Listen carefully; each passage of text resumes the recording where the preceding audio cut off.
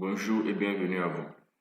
Cette session d'information est une exception et elle est adressée à mes 3000 fans sur YouTube. Pour ce bonus qui vous est offert, il va falloir être très attentif parce que c'est une formation qui se veut complète.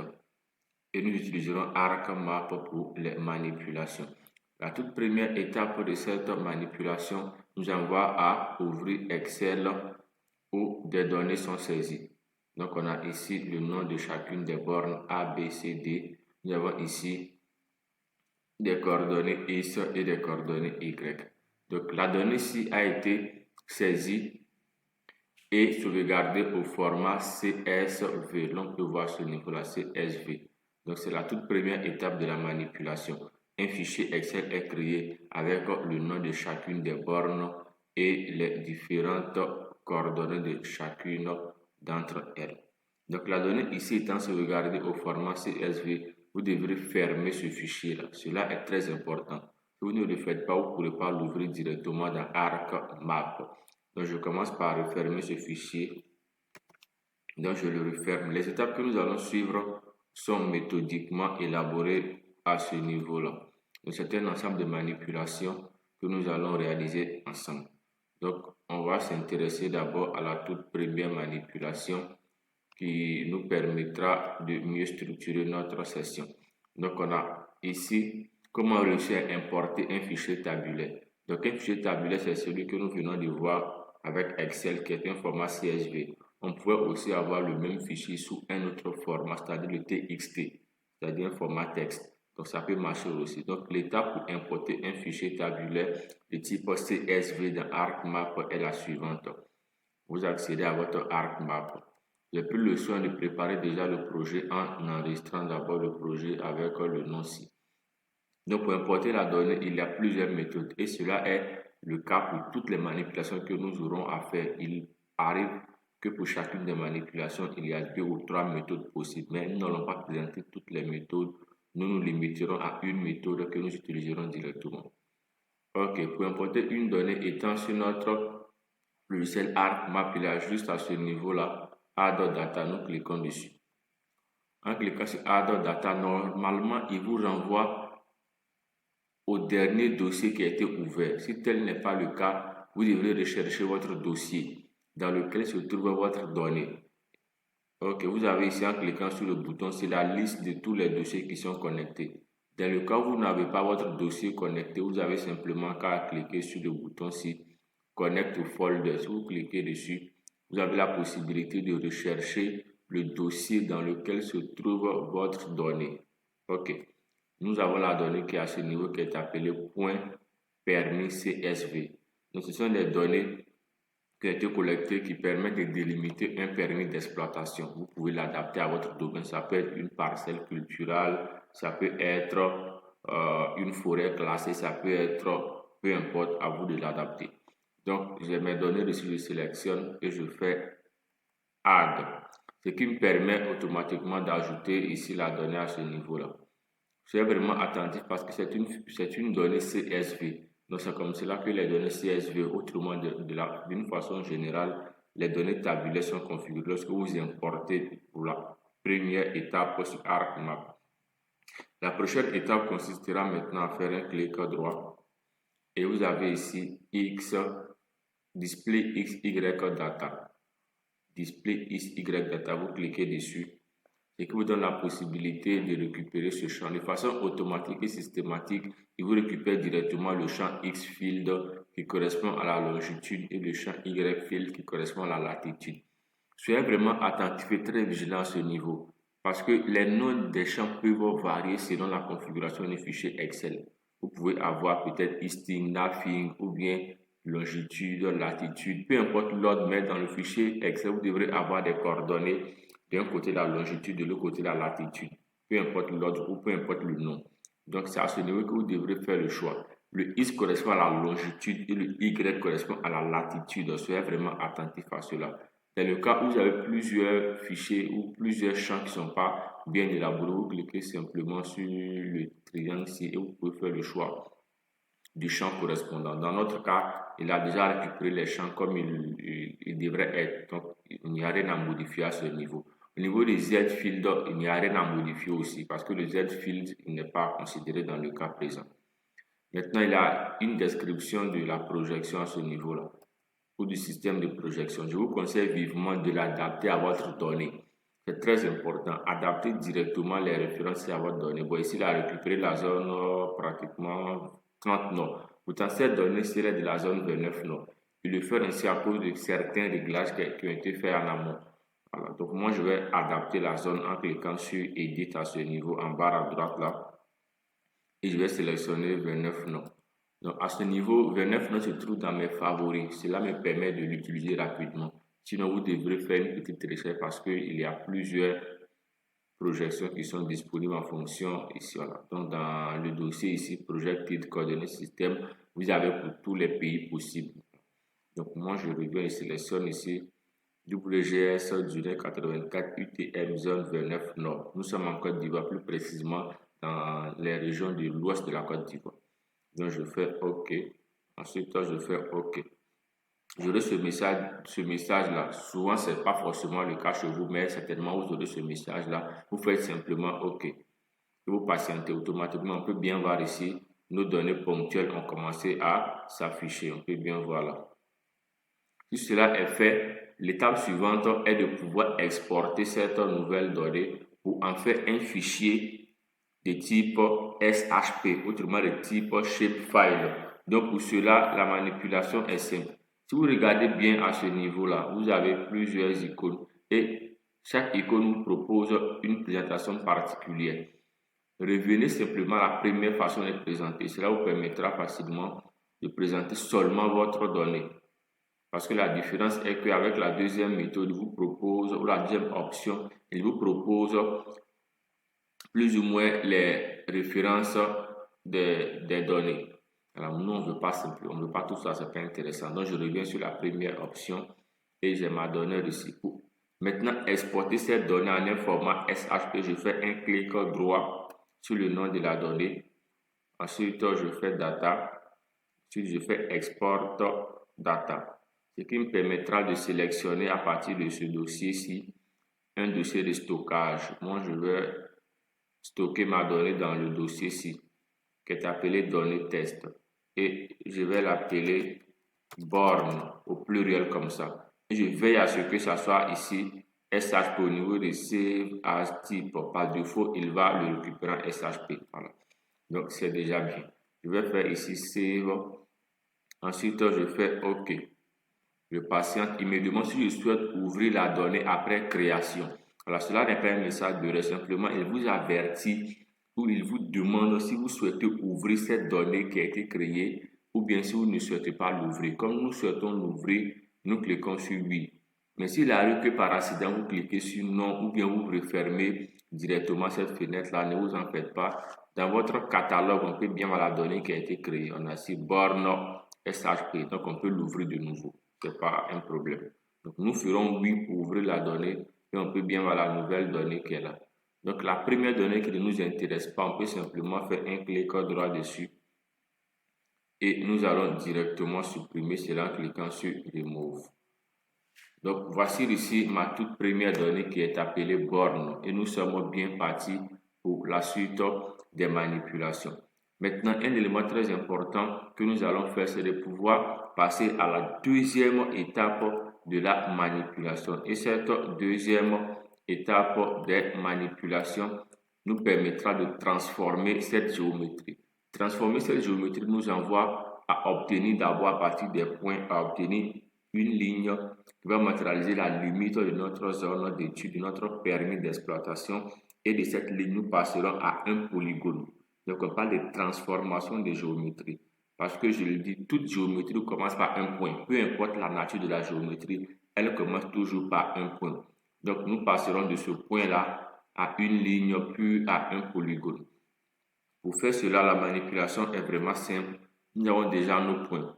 Nous accédons à notre Arc Toolbox. L'emplacement peut varier selon la configuration de votre ordinateur, de votre logiciel, mais vous pouvez retrouver le même outil à partir d'ici. Hop, ici. Juste en bas du menu Help, on a ici Arc Toolbox. Vous accédez à Arc Toolbox et vous avez un outil qui est important qui vous permettra facilement de faire la conversion de données. Maintenant, personnellement, moi, dans mes manipulations, je recherche très souvent les outils. Je tape directement les noms. Cela me permet d'aller un peu plus rapidement. Donc, le nom de l'outil que nous devons rechercher à ce niveau, nous venons dans l'option Cherche. On peut retrouver le même élément Cherche à ce niveau-là aussi. Au niveau juste en bas de Help, on a Cherche ou bien on fait un CTRL F qui nous permettra de lancer l'option de recherche. Dans cette option de recherche, nous allons taper simplement ici point to line.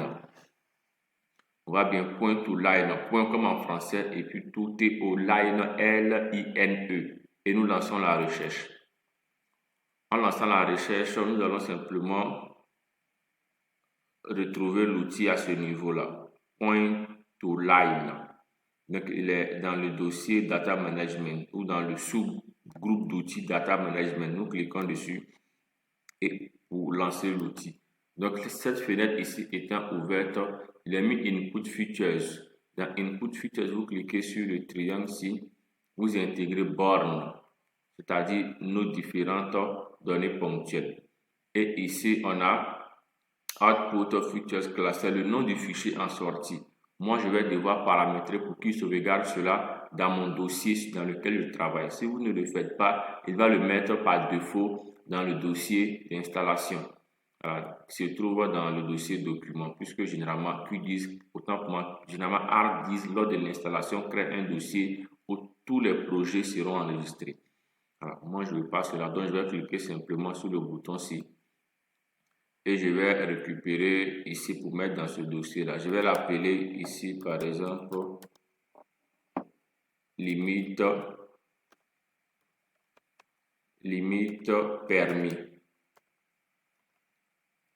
Voilà. Vous adapterez le nom selon votre donnée. Limite permis, je fais OK. Donc, j'ai ma nouvelle donnée qui est là. Maintenant, les deux champs, si vous les laissez par défaut, line field, short field, vous les laissez par défaut, c'est pas important. Un dernier point qui est très important, c'est ici, close line, vous cochez cela pour qu'il puisse créer une ligne fermée. Ok, si vous ne faites pas cela, il va relier les 4 points sans pourtant fermer la ligne. Donc, c'est très important de cocher cette option-ci. Vous faites OK et vous patientez, il va exécuter la commande. Le temps d'exécution va différer en fonction de l'étendue de la zone, et puis du nombre de points que vous avez. S'il y a trop de points ou que la zone est trop étendue, il va varier en termes de durée. Donc, on a une nouvelle donnée qui est là, limite permis, qui représente ici la limite de notre espace d'étude. On va maintenant, à partir de cette donnée linéaire, créer une donnée polygonale, donc un polygone. Pour faire cela, nous avons simplement à donner l'expression suivante en recherche features to polygone. C'est qu'une version en anglais ou en français, vous tapez l'expression en fonction. Voilà. Donc ici, on a feature to polygone qui nous permettra de créer maintenant un polygone à partir de notre donnée linéaire. Donc je vais cliquer ici sur feature to polygone et je vais ici, ok, double-clic pour accéder. Il est mis input feature, je vais cliquer là et vous voyez automatiquement qu'il nous propose seulement la donnée linéaire. Vous voyez qu'ici, ce n'est pas possible de sélectionner une donnée ponctuelle ou autre type de données. Donc, soyez vraiment attentif. C'est la raison pour laquelle on a commencé d'abord par la ligne avant le polygone. Parce que certains pourraient imaginer pourquoi est-ce que ne pas commencer directement par créer le polygone et que nous sommes obligés de passer par la ligne.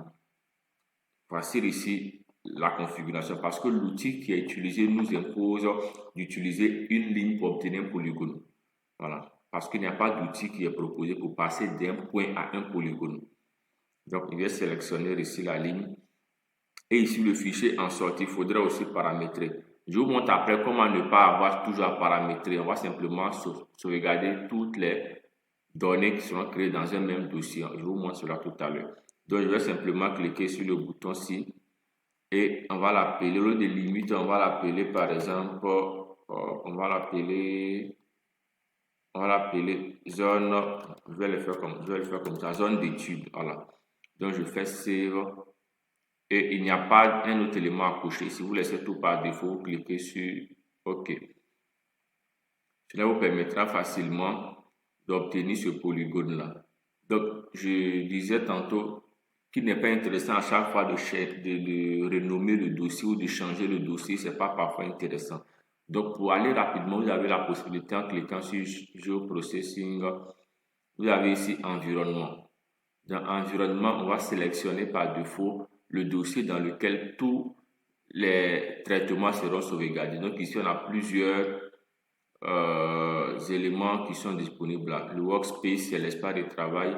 Et ici, on a la possibilité de gérer tout ce qui est comme manipulation. Donc, on a ici Current Workspace, Scratch Workspace. On a aussi le Output coordonnées pour tout ce qui est comme système de coordonnées qu'il va appliquer à nos données et beaucoup d'autres informations qui sont disponibles par rapport à ces éléments-là. Donc, moi, je vais revenir simplement à ce niveau-là. Donc, je vais, au niveau de la première option, Current Workspace, je vais simplement cliquer là. Et je vais sélectionner mon dossier qui est appelé données test. Voilà. Donc, c'est le dossier ici dans lequel se trouvent toutes mes données. Donc, je vais faire Add. Voilà. Donc, ici, je vais faire OK. Maintenant, les manipulations que j'aurai à faire, je n'ai plus à changer de dossier automatiquement. Elle va les sauvegarder dans ce dossier-là.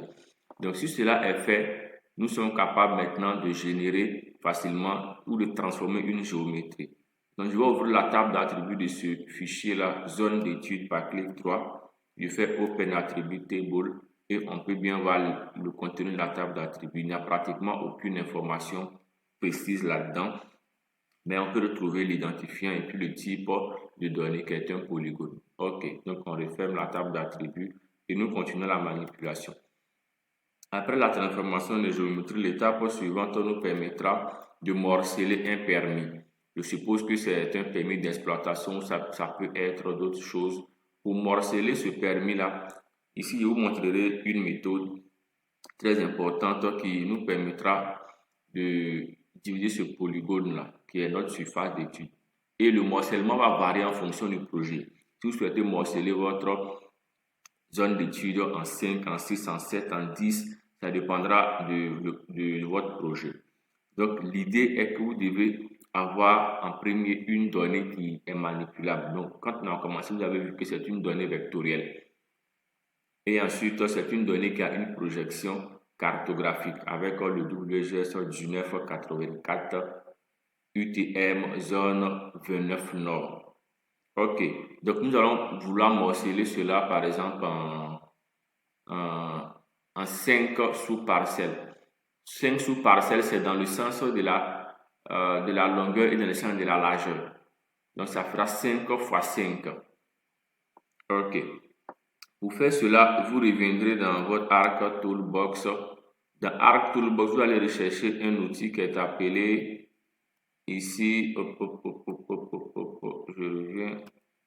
Arc Toolbox, vous avez ici Data Management Tools. Donc, dans Data Management Tools, vous allez descendre un peu plus pour rechercher un autre outil qu'on appelle ici le sampling. Ici. Donc, Data Management Tools, Sampling. Vous ouvrez Sampling. Et dans Sampling, vous avez ici Create FetchNet à ce niveau-là. Create FetchNet. Vous double-cliquez pour lancer. Et dans ce FetchNet-là, il est très important de suivre l'ordre des manipulations. Ici, Output Features Class. Ici, il vous commence directement par indiquer le fichier, autrement le dossier de sauvegarde. Cela est différent des autres manipulations que nous faisons sur ArcMap. Généralement, on intègre d'abord les données et puis plus tard, on choisit le dossier de sauvegarde. Mais avec cet outil, ce n'est pas le même cas. Vous choisissez d'abord le dossier de stockage en cliquant sur le dossier-ci. Donc, si je viens sur le dossier, vous allez voir un peu la particularité. Quand je mets le curseur sur le dossier, juste en bas, vous allez voir qu'il va me mettre le nom du dossier qui a été pré-réglé en amont. Donc, c'est l'avantage aussi de pouvoir paramétrer tous ces petits détails-là avant de réaliser vos projets. Donc, je vais cliquer là. Vous voyez directement, il me ramène dans mon dossier.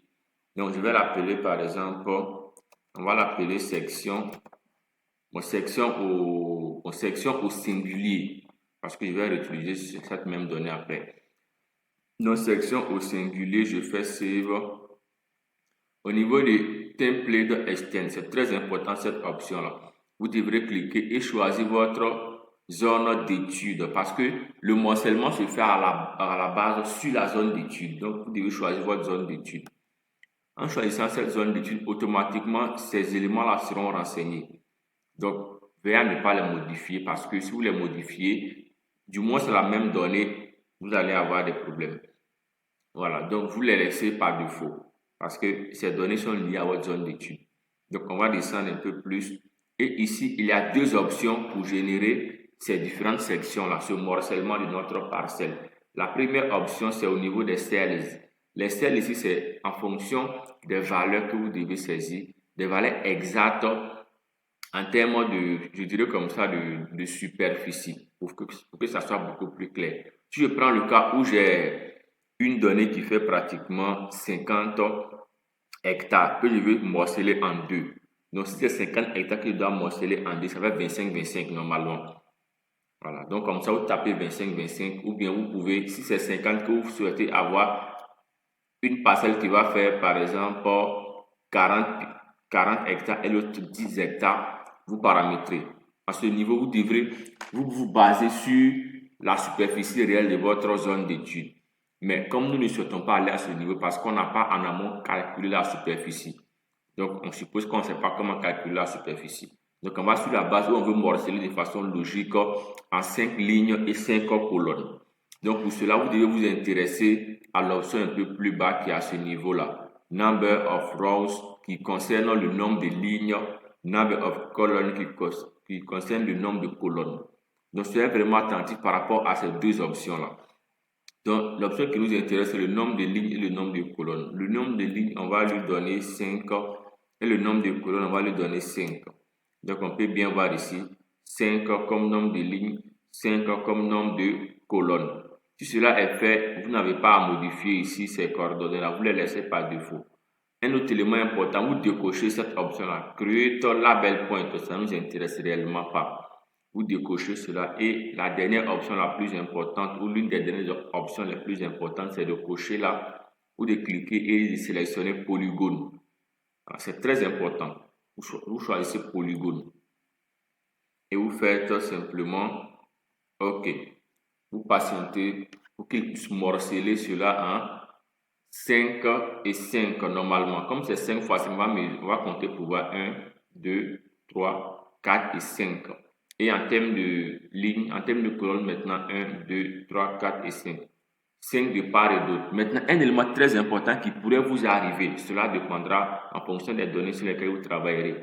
Si on observe bien, la donnée section qui a été créée dépasse la zone d'étude. Comment je le sais? Je le sais parce que la limite ici, ou la limite du permis, on peut bien voir en couleur ici, est intégrée ou est inclus dans notre donnée, ce qui n'est pas normal. On va mieux expliquer ça. Je vais monter la zone d'étude juste là. Vous voyez que le morcellement commence hors de la zone d'étude. Cela n'est pas intéressant. Il faudrait que le morcellement commence à l'intérieur de mon permis. Si je morcelle hors de mon permis, je suis en infraction normalement. Je ne suis pas sur mon terrain. Il faut que le morcellement soit intégré directement à la limite de ma zone d'étude. Donc, si vous avez ce cas, ne vous en faites pas. C'est un petit problème qu'on règle par un géotraitement. Maintenant, avant de faire le géotraitement, un élément important, vous faites un clic droit sur votre donnée. Je vais enlever ça. Voici les différentes sections ou sous-sections qu'il a créées. Chacune étant ici un polygone, on peut bien voir. Voilà. Ce sont des polygones qui sont vraiment différenciés. On va ici faire un clic droit sur section que nous venons de créer. Nous faisons ici Open Attribute Table pour ouvrir la table d'attributs. Vérifions le contenu de notre table d'attributs. Vérifions très bien parce qu'il va y avoir une modification tout à l'heure. Donc, le contenu de notre fichier étant connu, on peut bien voir ici, le contenu étant connu. Ok, je désélectionne en cliquant sur le bouton, c'est Clear Selection. Et je souhaite délimiter pour que je n'ai pas de données au-delà de ma zone d'étude. Donc, pour faire cela, je clique sur Geo Processing. Ensuite, j'ai l'option ici clip. Je sélectionne clip et ayant sélectionné clip, au niveau de input features, je vais sélectionner ma donnée section parce que c'est elle que je souhaite découper. Donc, je clique et je sélectionne ma donnée que j'ai appelée section. Au niveau de clip features, je vais sélectionner maintenant ma zone d'étude. Donc, je vais cliquer là et j'appelle ici, je sélectionne zone étude. Maintenant, par défaut, je vais sélectionner le dossier où le fichier final va être stocké dans ce cas précis. Donc, je vais cliquer sur le bouton ci et à ce niveau, je vais l'appeler section, mais cette fois-ci au pluriel. Voilà, au pluriel et je fais save.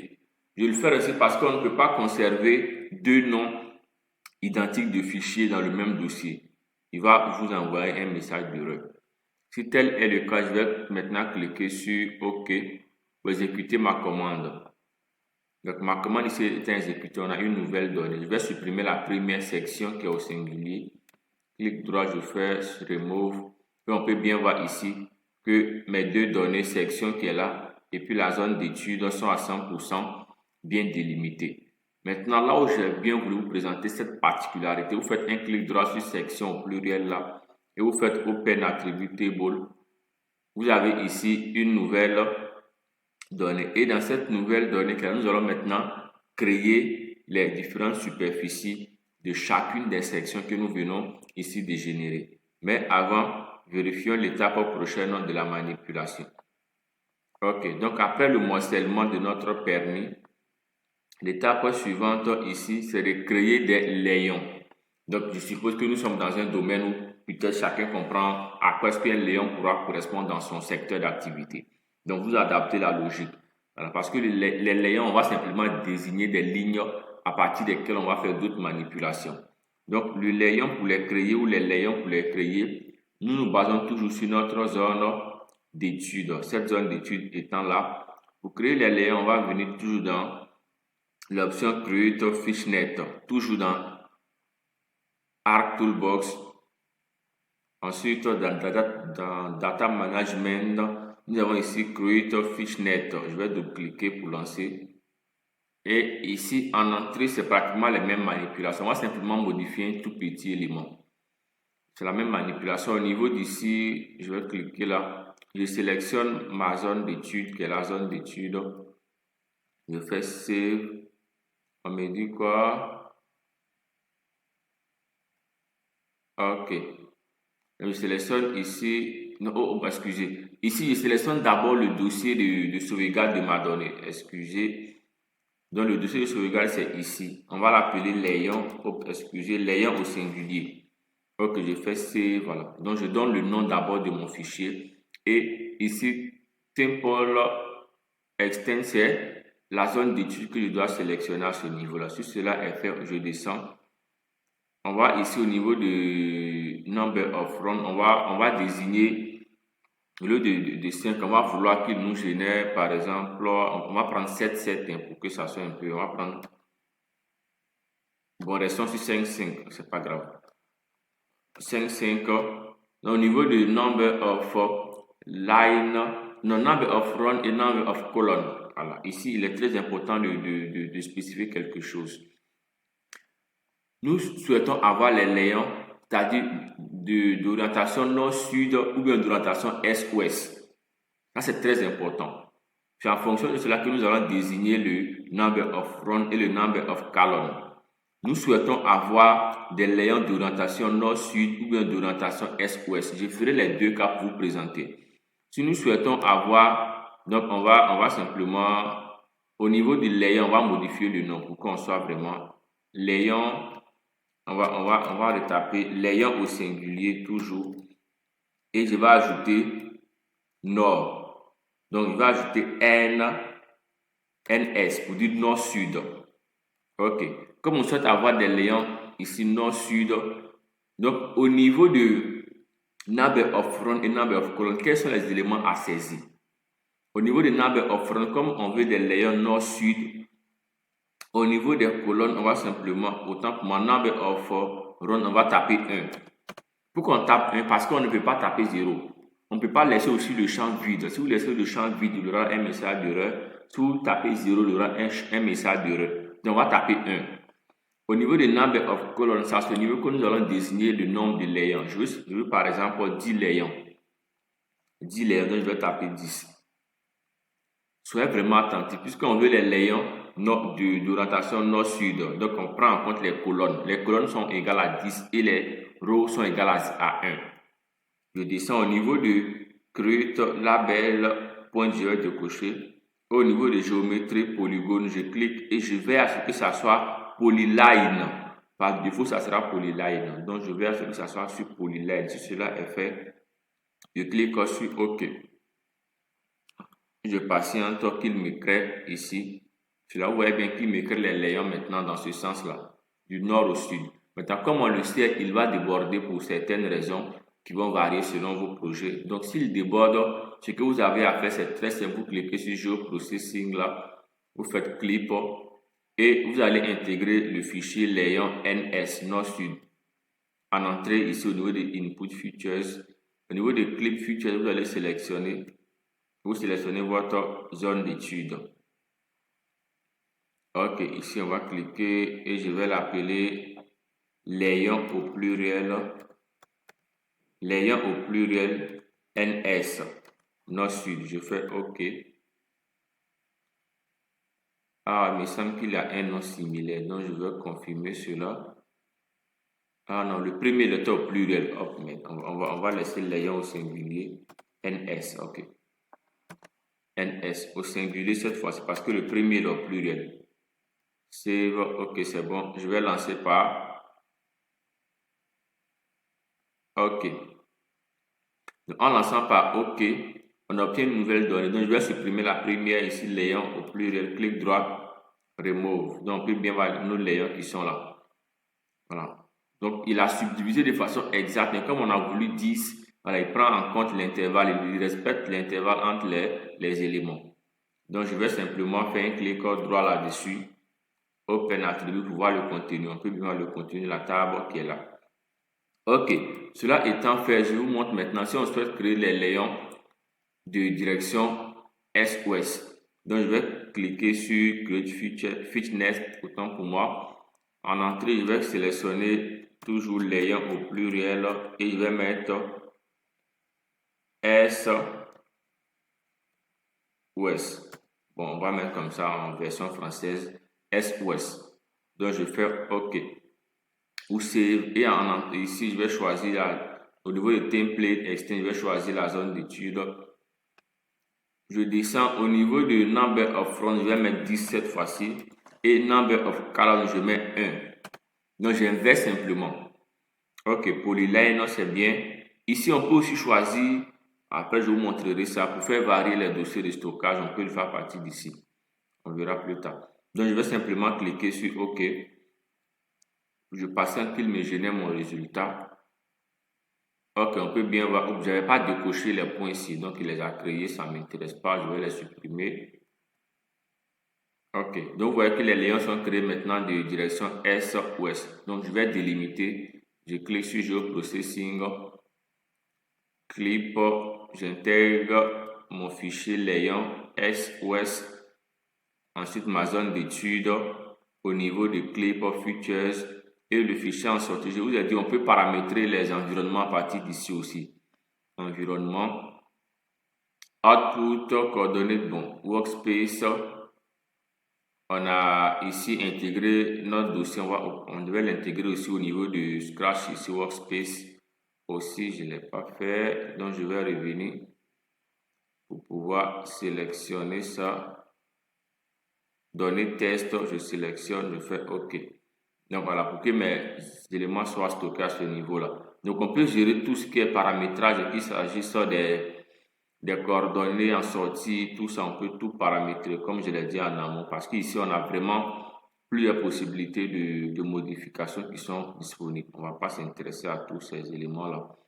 Donc ici, le fichier, moi je vais l'appeler au singulier maintenant, layer est-ouest. Donc je fais save et je fais enregistrer. Donc, pour obtenir maintenant une nouvelle donnée, dans layer au pluriel, je l'enlève et on peut bien voir ici nos layers. Donc, à vous de faire le choix selon le projet sur lequel vous travaillez. Vous souhaitez avoir des layons Est-Ouest ou bien Nord-Sud, ça dépendra. Maintenant, dans notre cas, on va conserver les layons seulement Nord-Sud. Donc, moi, je vais enlever Est-Ouest, je vais conserver Nord-Sud. Donc, j'enlève ça. Ok, donc voici ici nos différents layons qui sont là. La zone d'étude étant bien définie, les sections aussi sont bien définies. On peut bien voir ici les sections qui sont définies. Cela facilitera plus ou moins les recherches parce que la zone est bien délimitée avec des sous-sections. Ok, donc la suite des manipulations, on va vérifier ensemble. Nous avons ici la génération des points de sondage. Donc, le terme point de sondage peut varier selon votre domaine.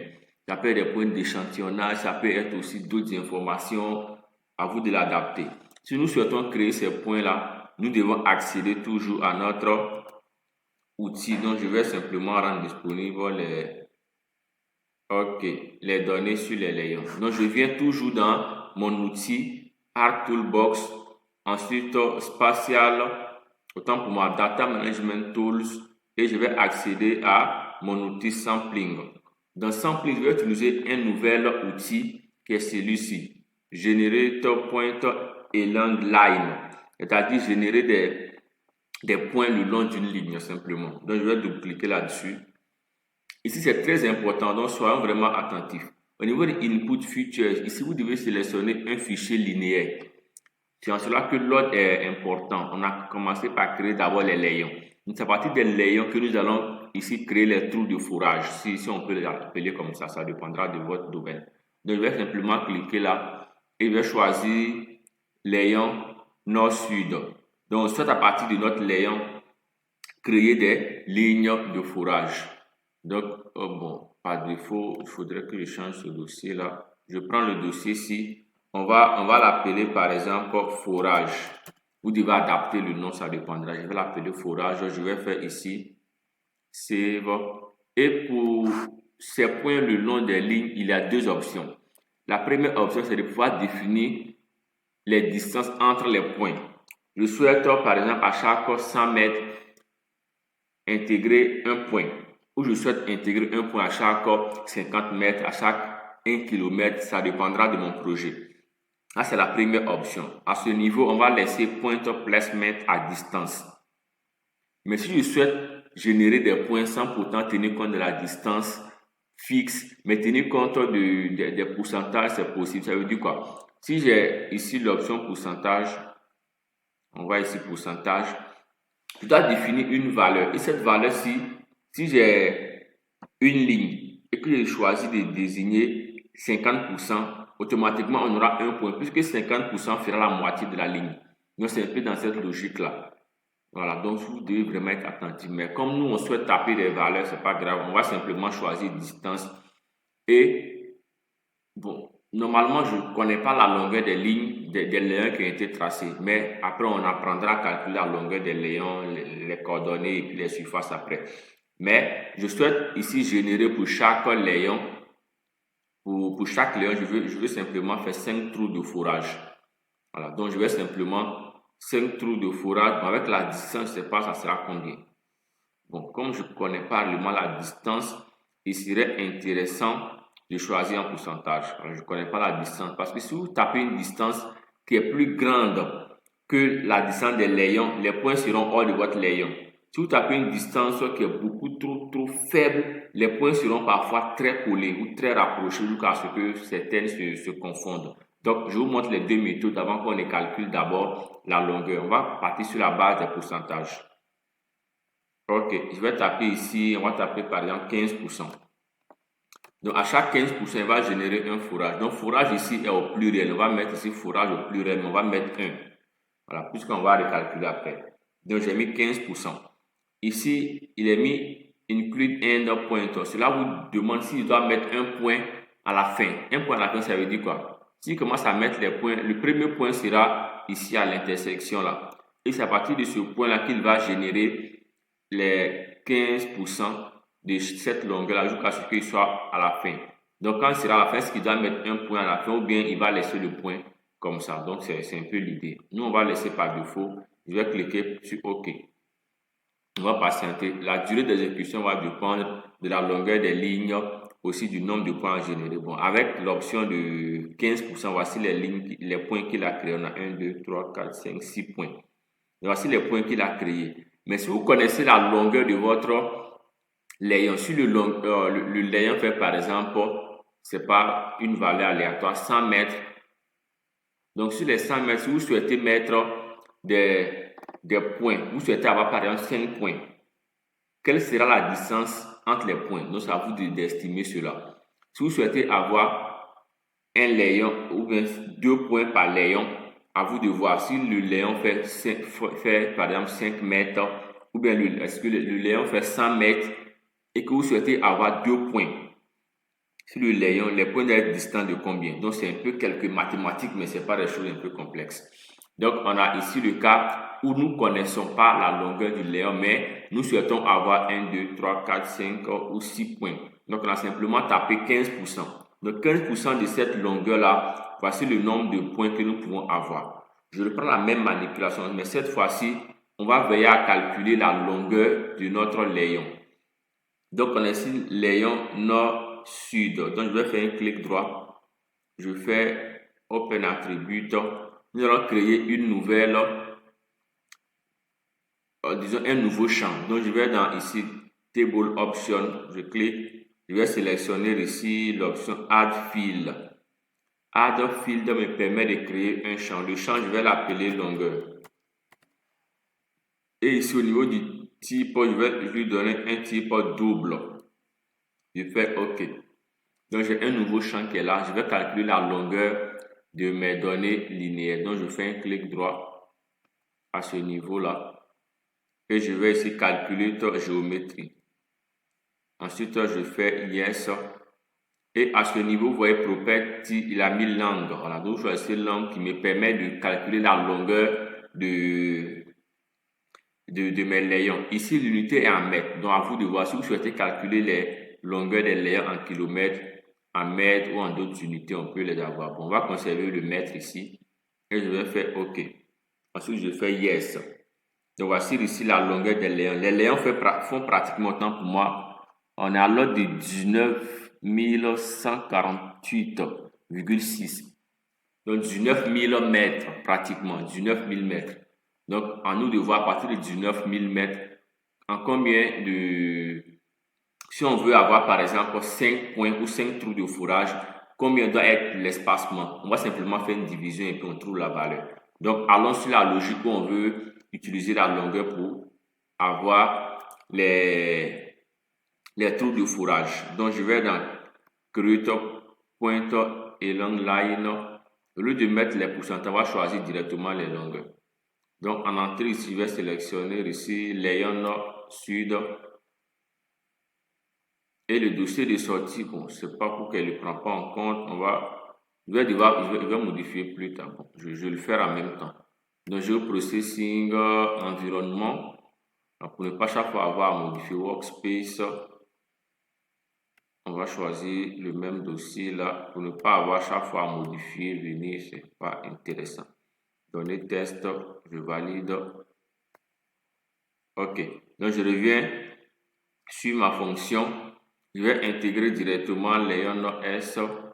Voilà. Donc, automatiquement, on a le nom qu'il a récupéré. Moi, on l'avait appelé autrement fourrage 1. Donc, on va l'appeler fourrage 2.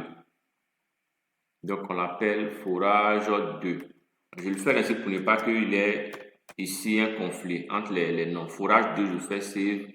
Ici, on conserve la distance. Comme la distance étant en mètres et qu'on a 19 000 mètres. Donc, on va vouloir, je prends un cas banal, qu'ils mettent un point à chaque, par exemple, on va prendre chaque 5 000 mètres, par exemple. À chaque 5 000 mètres. Donc, je tape 5 000. Puisque c'est un mètre, donc pas de souci. Donc, je fais OK. Et on va vérifier combien de points il pourra générer. En tenant compte de la longueur totale du layon, je vais enlever les fourrages 1. Donc, ici, on a fourrage 2. Donc, fourrage 2, vous voyez qu'il me crée seulement 3 points par layon. Donc, 3 points par layon avec un espacement pratiquement de 5 000 mètres. Donc, les layons sont distants de 5 000. Pourtant, pour moi, les trous de fourrage sont distants de 5000 mètres, donc pratiquement de 5 km. Bon, c'est exagéré, hein, voilà, c'est juste vous montrer comment ça marche. Ok, dans le cas, on va conserver le layon 1, on va enlever le layon 2. Vous savez comment créer maintenant des... Autant pour moi, on va enlever le fourrage 2, on conserve le fourrage 1. On sait maintenant comment réussir facilement à calculer la longueur des layons, comment aussi réussir à générer ici des trous de fourrage. Ok, passons à la prochaine étape qui nous permettra aisément de déterminer les coordonnées. Puisqu'on a créé des trous de fourrage, des points de sondage, on va ensemble calculer ou générer les coordonnées de chacun de ces points. Donc, dans le logiciel, on a donné fourrage 1 qui est là, on fait un clic droit, Open Attribute Table. On voit bien que la donnée est là avec les champs qu'il faut. Donc, ce que nous allons faire, on va simplement créer de nouveaux champs X et Y. Donc, je vais cliquer sur l'option ici, Table Option, je fais Add Field. Je vais l'appeler X pour faire court, je l'appelle X. Et au niveau des types, je vais lui donner un type double. Je fais OK. Donc, mon champ X est créé. Je crée de nouveau mon champ Y. Je clique sur Add Option, Table Option, je fais Add Field. Un concept très important. Si vous souhaitez créer un champ, vous devrez ne pas être en mode édition. J'en ai pas en parlé de façon express parce que nous ne parlons pas d'édition. Donc, si vous êtes en édition, vous ne pouvez pas créer de champ.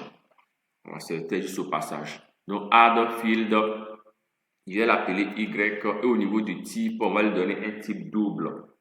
Un type double. Soyez vraiment attentif à ce niveau-là. Sinon, si vous prenez un type qui n'est pas adapté, le calcul ne va pas marcher. Un type double, je fais OK. Donc, passons à générer les coordonnées X, Y de chaque point de fourrage. Donc, je fais un clic droit sur le champ X. Ensuite, calculer ta géométrie. Je fais Yes.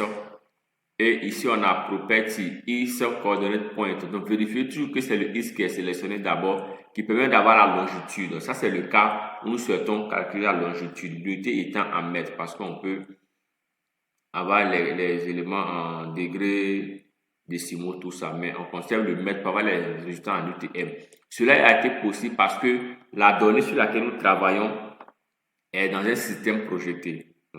Donc, je fais OK, je fais Yes. Donc, voici ici les informations. J'avais choisi quoi, c'est même plus. OK, donc il met des valeurs négatives. On va voir pourquoi est-ce qu'il le fait ainsi. OK, clic droit. Je fais le X là. Pour le Y, autant pour moi, calculer géométrie. Je fais Yes. On va choisir Y coordonnate et puis je fais OK. Je fais Yes. Donc, on a les valeurs Y et les valeurs X. Dans votre niveau, vérifiez bien, selon la donnée sur laquelle vous travaillerez, je ne sais pas pourquoi est-ce qu'il met en négatif ici. Alors, dans la fonction de la donnée, les éléments vont varier. OK. On va relancer ça pour voir, je ne sais pas pourquoi est-ce qu'il donne des valeurs négatives. Qu'est-ce que j'ai modifié ici? Je ne pense pas avoir modifié quelque chose. OK, mais l'idée c'est de pouvoir appliquer cette manipulation pour avoir les coordonnées X et Y. OK, je vais peut-être faire une autre manipulation pour changer un peu quelque chose. X, on va passer en degré. OK, donc je passe en degrés décimaux pour que ça soit un peu logique parce que le fait qu'on soit en UTM, on ne peut pas avoir des valeurs négatives à ce niveau-là, c'est pas intéressant. Voilà, le fait qu'on soit maintenant, ça sont les coordonnées en degrés décimaux. Donc, les valeurs négatives indiquent que nous sommes à l'ouest, tout simplement. OK, donc clic droit, calculer field, on va changer l'unité simplement des deux cas. Donc, Y, on va changer, on va passer en degrés décimaux. Vous direz pourquoi est-ce que je suis passé en degrés décimaux? Parce que je vais utiliser cette même valeur dans une autre étape de manipulation. Donc, voici comment générer les coordonnées ici pour les données ponctuelles. Simplement, on crée le champ, un clic droit sur le champ, on a calculé la géométrie et l'exécution de la commande se fait de façon automatique. OK, passons à la prochaine étape. Si le contenu vous semble beaucoup plus dense, vous mettez une pause. N'hésitez pas à vous reposer. Ensuite, vous relancez le contenu. Vous suivez étape par étape, progressivement, successivement, pour mieux appréhender les manipulations que nous faisons. Je l'ai dit, pour chaque étape des manipulations, il arrive qu'il y a plusieurs méthodes à appliquer, mais je vous montre une méthode par manipulation pour ne pas que ça soit beaucoup trop condensé. Ok, l'étape suivante, elle a calculé les superficies. Donc, comme s'agissant des superficies, on va simplement prendre quelques données polygonales. On ne va pas peut-être faire toutes les données. Bon, ici, on a seulement 2 données polygonales. Donc, on va s'intéresser à ces deux-là. Je commence par les sections. Je vais calculer la superficie des sections. Ensuite, celle de la zone d'étude de façon globale. Donc, je fais un clic droit sur section. Je fais ici Open Attribute Table. Et je vais créer un nouveau champ en cliquant sur Table Option Add Field. Je vais l'appeler superficie. Le type, je vais lui donner un type double. Un type double, je fais OK. Et le champ étant créé, je vais faire un clic droit sur mon champ. Ensuite, je vais calculer ta géométrie. Ici, il va toujours vous demander ça, mais moi, je le laisse pour vous expliquer. Parce que si vous cochez cette case-là, il ne va plus envoyer ce message-là. Voilà, moi, je le laisse pour pouvoir vous expliquer, simplement. Donc, je ne vais pas cocher. À votre niveau, pour ne pas qu'il vous envoie toujours le même message, vous cochez cette option. Ensuite, vous faites Yes. Comme ça, à la prochaine ouverture, vous n'aurez pas ce message-là. Moi, je ne coche pas pour vous expliquer à des séances précises. Donc, je fais Yes. Ensuite, ici, vous voyez que c'est Aria qui est sélectionné. C'est très bien. Ici, on a la projection qui est bien désignée et l'unité ici. On veut la superficie en quoi? En hectares, en mètres carrés, en kilomètres carrés et en ça dépendra. On va choisir ici le cas de... On veut ça en hectares par exemple. Je vais choisir hectares.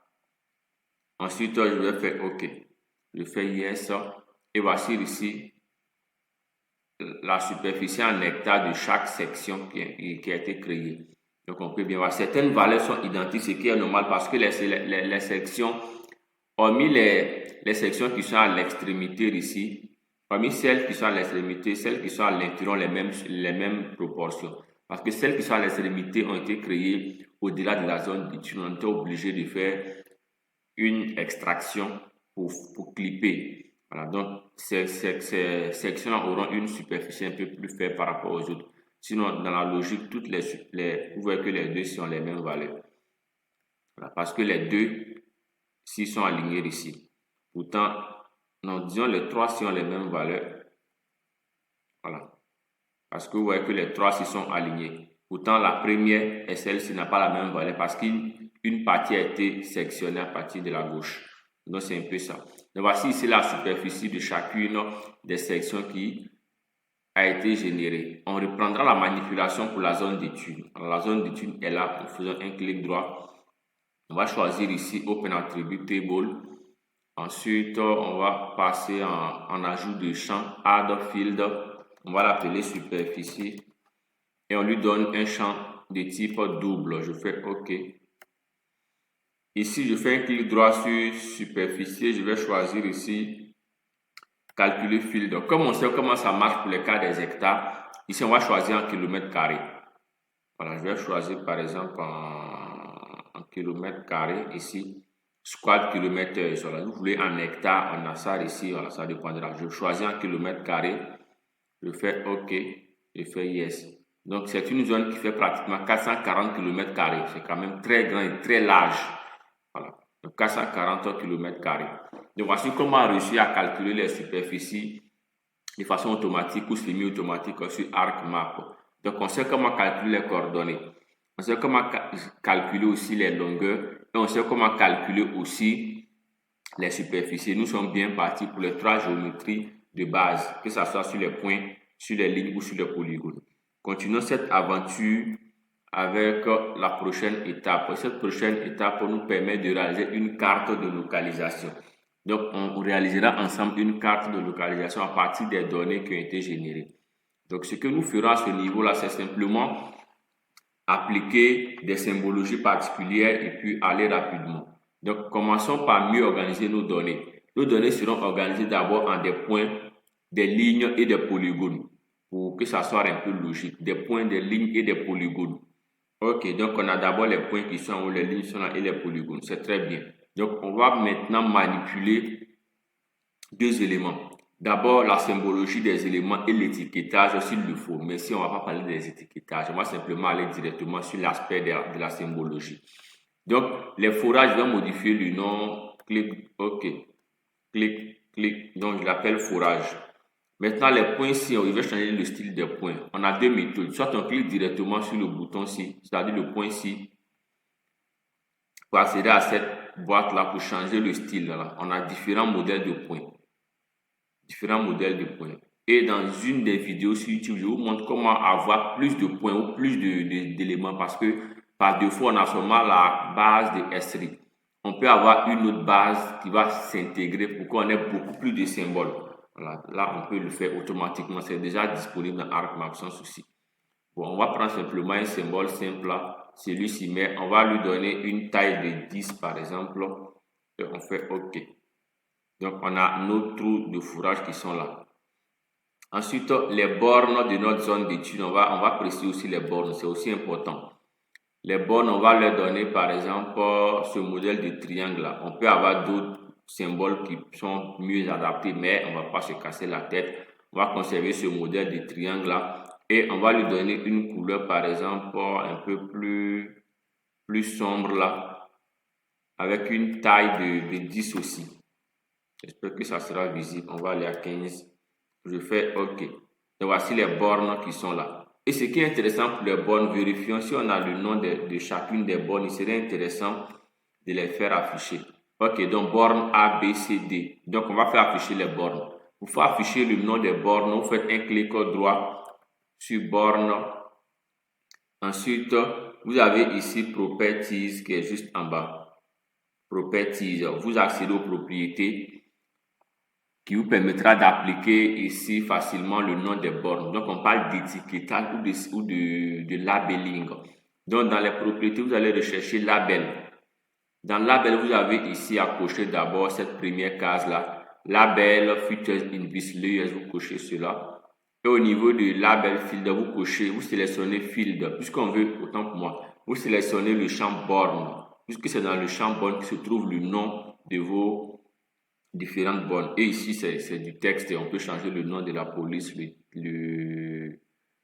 la tête de la police, tout ça. Bon, je vais laisser en Arial, on va mettre en black et puis peut-être une taille de 10 par exemple. On va appliquer pour voir si c'est bien visible. Ok, bon, je pense que c'est bien visible. Donc, on peut bien voir A, B, C, D. Voilà, bon, ça a été dans ce sens-là, A, B, C, D. Ok, maintenant en termes de disposition, on ne va pas vraiment se casser la tête parce qu'on peut changer la disposition des étiquetages. Je souhaite que ça soit à l'intérieur, à l'extérieur, c'est possible. On a ici au niveau de Placement Properties là, on peut changer. On souhaite, avec l'option Change Location, on souhaite que les étiquettes soient à l'intérieur, soit à l'extérieur. Donc on a beaucoup d'options disponibles. À vous de faire le choix de l'option qui vous convient si vous souhaitez modifier l'emplacement de ces éléments. On peut aussi les convertir en des annotations et puis pouvoir les déplacer individuellement. Ça, c'est aussi possible. Voilà. Je souhaite que mes labels soient à l'extérieur, à l'intérieur, en haut, en bas. On peut paramétrer autant d'options que nous souhaitons, mais on ne va pas y arriver. OK. Donc, on a les layons maintenant. Les layons sont là. On va simplement peut-être leur donner une présentation un peu particulière. Les layons, on va les mettre en noir. Bon, est-ce que le noir il est bon? On va peut-être les mettre en un gris un peu foncé. Ok, donc les layons sont là. Si cela marche bien, layon NS, pour dire layon nord-sud. Donc, on va enlever le NS dessus. On va laisser layon seulement au pluriel. Ok, donc limite du permis. Donc moi je vais bien écrire ça pour que dans la l'urgence ça soit bien défini. Limite du permis. Hop, limite du permis. Donc on va ici bien délimiter notre permis avec, on va prendre un modèle de ligne un peu, bon, on va prendre par exemple cette ligne là d'épaisseur 2. Ok, donc voici ici la limite de mon permis qui est là. Et ici, les sections sont là. Les sections, ce qu'on va faire, on ne va pas laisser la couleur, ça ne sera pas trop agréable à l'œil nu. Donc, on va simplement, les sections, on va les mettre en en fond blanc avec, voilà, je les mets en fond blanc comme ça. Donc, on peut voir les sections. Mais est-ce que c'est bien visible par rapport au layon? Parce que c'est compliqué par rapport au layon. Est-ce qu'on arrive à mieux voir? Donc, je vais faire passer les sections juste en haut là pour voir. Est-ce qu'on arrive à mieux voir les layons? Les sections autant pour moi. Donc, les sections, est-ce qu'il ne faudrait pas changer peut-être la couleur? On va peut-être mettre du rouge pour voir est-ce que c'est mieux visible. Ok, je pense que là, c'est un peu plus visible ça. Donc, si je fais passer juste en bas. Ok, donc on a les sections qui sont là. Mais dans ce sens-là, les sections ne sont pas visibles. Donc, ce n'est pas visible dans ce sens-là. Donc là, ce n'est pas intéressant. Donc, on va devoir jouer sur quelques... Je vais les faire monter juste... Voilà. Donc, je les mets au-dessus des layons. Ça, c'est dans l'organisation au niveau d'ici. Ça, c'est la visibilité. Mais dans la légende, on va devoir organiser pour que on ait les points, les lignes et les polygones. Ne vous en faites pas. Ok, donc les layons sont là. Autant pour moi, les sections sont là. Ok, maintenant, il serait intéressant que la limite du permis soit un peu plus haut. Ok, là, vous voyez que c'est bien structuré comme ça. Donc, tout est bien accessible et bien compréhensible. Donc, c'est placé forage, borne, limite du permis, section. Ensuite, on a layon et puis la zone d'étude. Est-ce que c'est important de la conserver? Bon, on va la conserver avec une couleur un peu particulière là pour ne pas que ça fatigue la visibilité. Hop, cette couleur-ci, elle est trop forte. Elle est trop forte. On va peut-être lui donner une telle couleur. Ok, est-ce que bon, on va conserver ça. Donc, vous avez compris le principe. Simplement appliquer une couleur. Voilà, mais une couleur qui serait aussi accessible à l'œil nu pour ne pas que ça soit trop désagréable. Donc, ici, on a les bornes. On a ici les points de fourrage. On a la limite des sous-sections. On a les layons et on a notre permis d'exploitation qui est bien défini. Donc, à partir de ce groupe-là, nous sommes bien partis. Ce que nous allons faire, nous allons intégrer une autre donnée qui va, comme c'est une carte de localisation, on va intégrer une autre donnée qui va présenter la zone de façon globale. Donc, moi, j'intègre une donnée sur la Côte d'Ivoire pour mieux présenter la donnée et ensuite, on va présenter une autre donnée pour créer des cartes de géolocalisation. Comme ça, peu importe celui qui prendra la donnée, il pourra facilement se repérer dans cette cartographie de localisation. Donc, je vais ici intégrer une donnée sur la Côte d'Ivoire. J'espère qu'on aura une donnée un peu proche d'ici. On va prendre par exemple la donnée sur... Ça serait intéressant avec peut-être les... Bon, on ne va pas faire long parce qu'on va prendre les données sur les régions directement. Ok, je prends les données sur les régions. Mais les données sur les régions, je vais les configurer autrement. Donc, je vais dans l'option Insert, je fais Data Frame. Ok. Donc, je fais Data Frame. Qui va me créer une nouvelle Data Frame. Donc, ici, je vais glisser la donnée et je vais la mettre ici. Donc, j'enlève la donnée à partir d'ici, ça ne m'intéresse pas. Je la laisse seulement dans ce dossier-là. Voilà. Donc, je vais peut-être modifier le nom. Je vais l'appeler région. Donc, on a la carte des différentes régions de la Côte d'Ivoire. Je pense que... Non, ici, ce sont les districts. Hop, pas les régions. Ce sont les districts. Ce sont les districts. Hop. Ce sont les districts. Donc, on a la carte des districts de la Côte d'Ivoire. Je vais aussi glisser ma zone d'étude pour qu'on puisse mieux voir.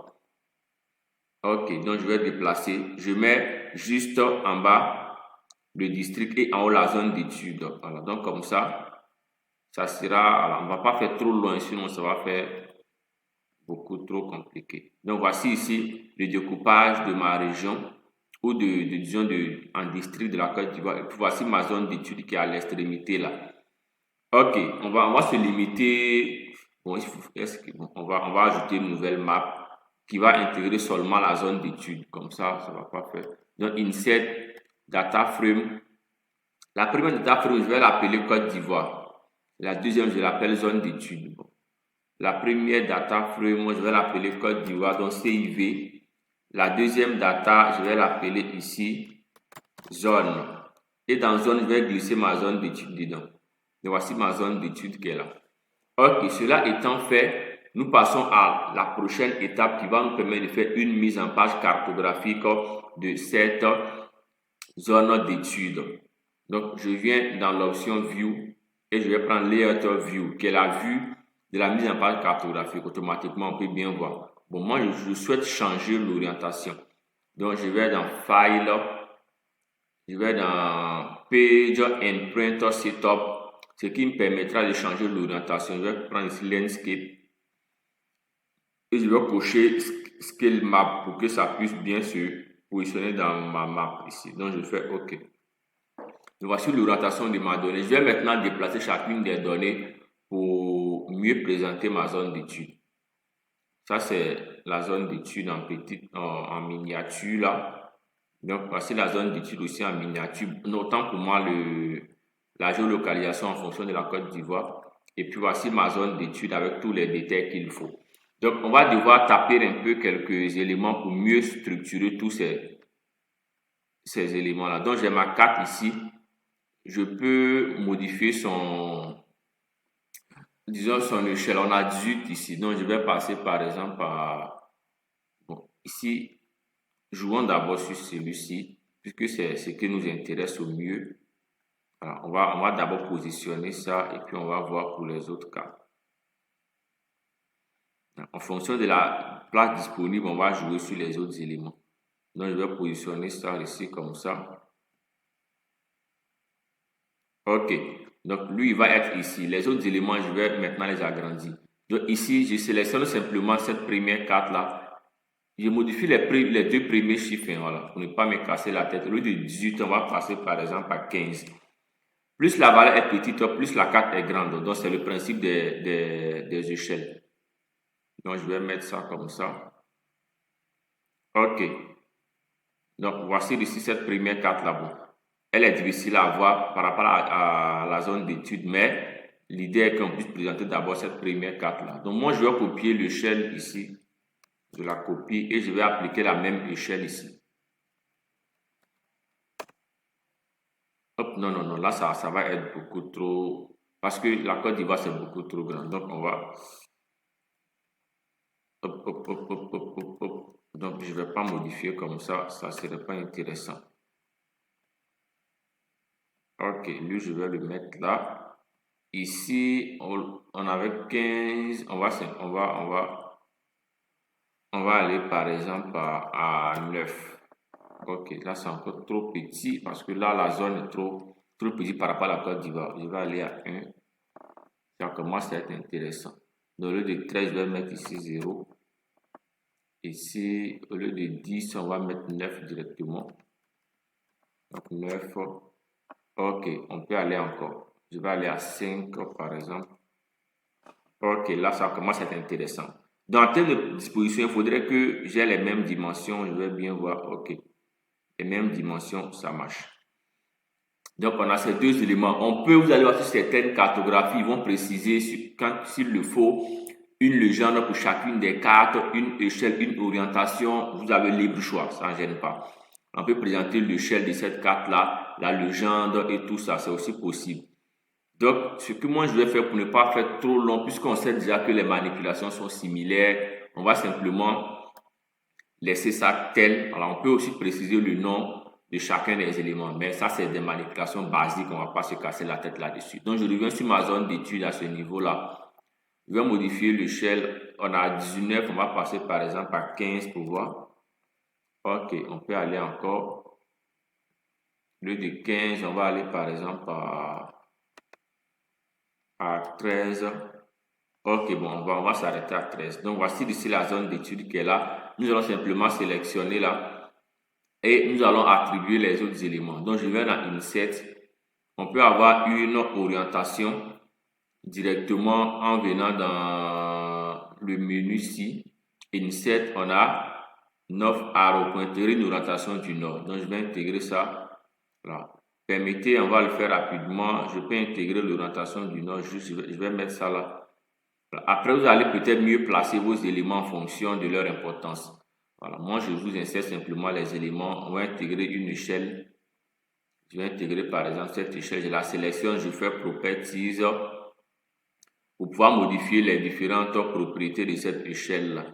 Donc, on va garder 1 sur 2. 1 sur 2, bon, on va modifier l'unité parce qu'en mètres, c'est pas aussi intéressant. On va modifier l'unité, par exemple, en kilomètres. Et puis, label, on va mettre ici M. S'il vous plaît, ici, il y a beaucoup de manipulations, des détails pour que les polices soient correspondantes parce qu'il ne faudrait pas utiliser plusieurs polices. Donc, s'il vous plaît, prenez le temps pour adapter les polices et autres pour que ça soit quelque chose de beaucoup plus intéressant. Voilà, donc on va appliquer, je vais voir comment est-ce que l'échelle se présente. Ok, l'échelle est là. Donc prenez le temps pour adapter l'échelle, la police des échelles, tout ce qui est comme police et autres, parce que ça sera aussi important pour le rendu final.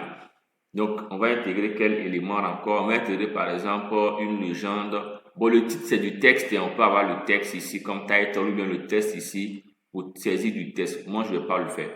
Donc, je vais aller directement dans la légende.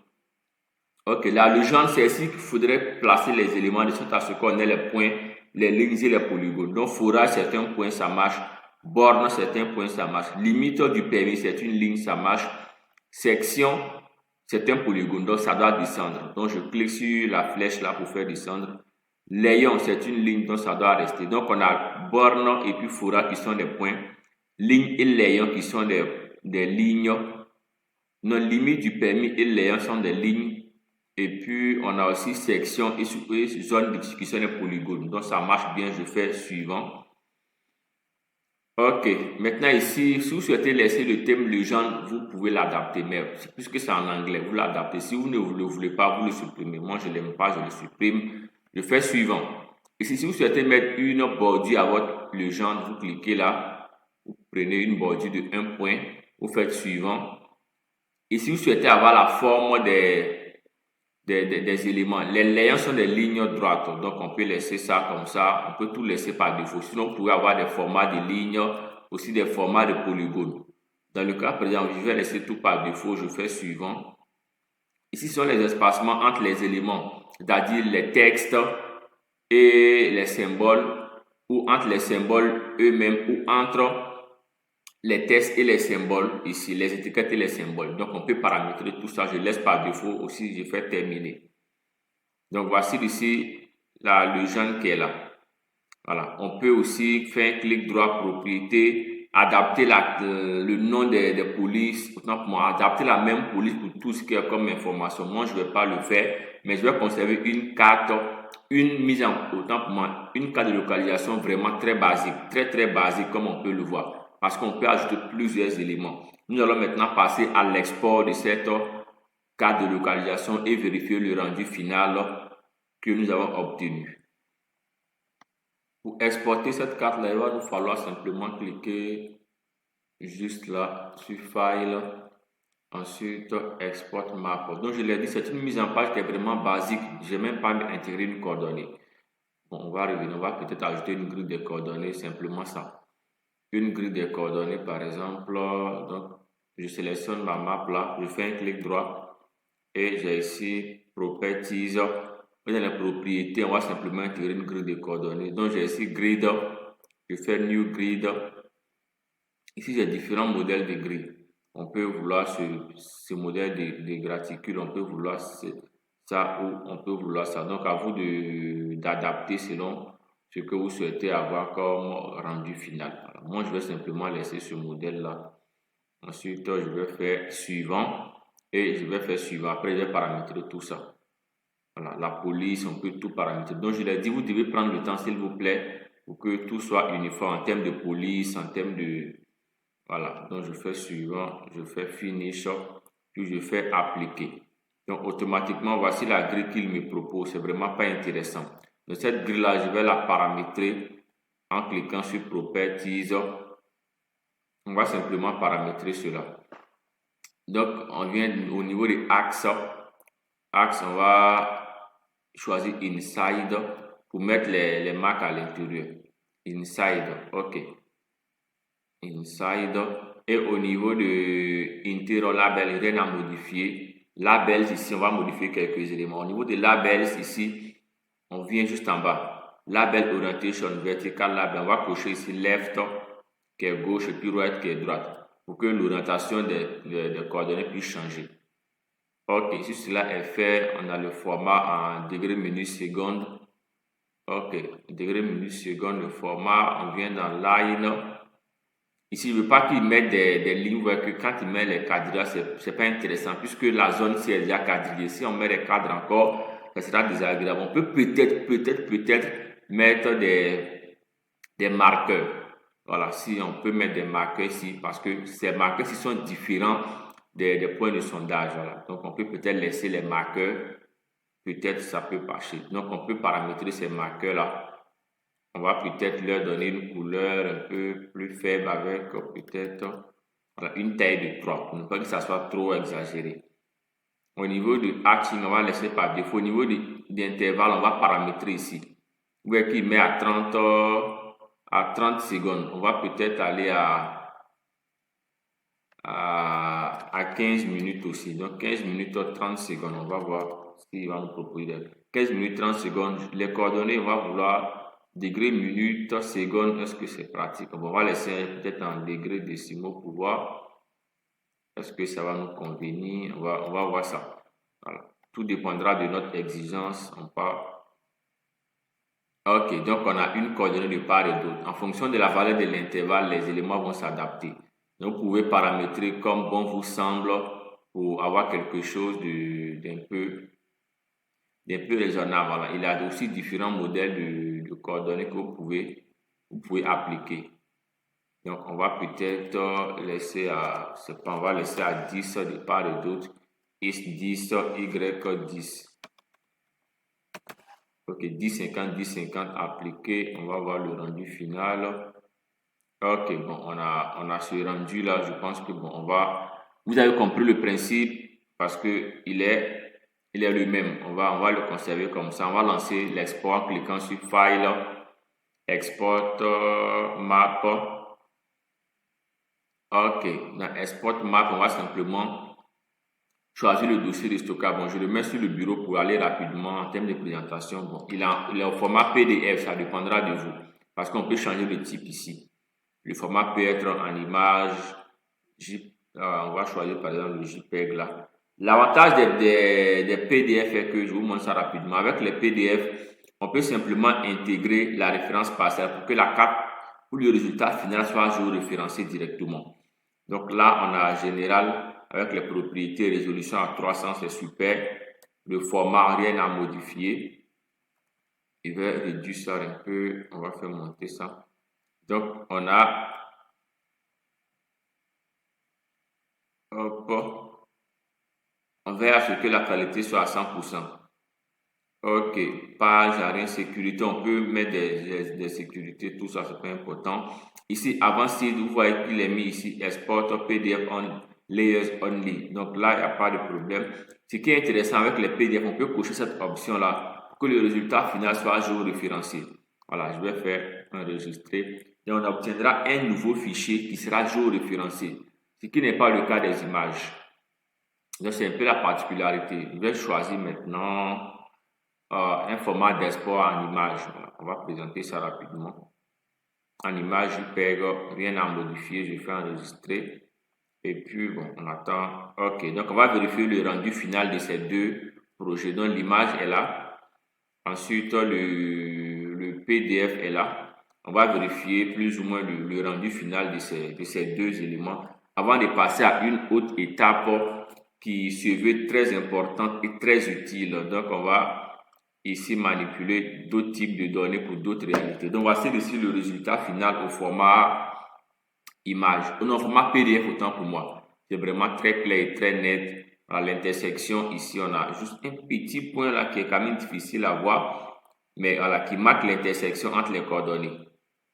Voilà. Donc, c'est un peu ça. Et on peut voir tous les éléments, la zone d'étude qui est là. On peut avoir fait plusieurs autres manipulations pour la carte de localisation. On pouvait indiquer cette zone à partir d'un symbole ou bien mettre des flèches pour présenter la descente d'échelle ou bien même présenter d'autres éléments un peu plus importants ou et intéressants du titre, intégrer un cadre principal Voilà, ainsi de suite. Jouer sur les espacements disponibles, jouer aussi sur, disons, la dimension des éléments. Donc, tout ça sont les éléments sur lesquels on peut travailler. Je n'ai pas voulu faire trop long pour permettre de voir réellement comment est-ce qu'on peut manipuler ces différentes données.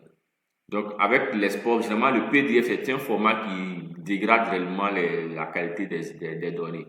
Voilà, autant pour moi, les formats image. Regardez le format PDF tellement qu'il est beaucoup plus clair, beaucoup plus précis. Voilà, mais le format image, on est obligé parce que le format image, c'est pour l'intégrer dans les documents directement.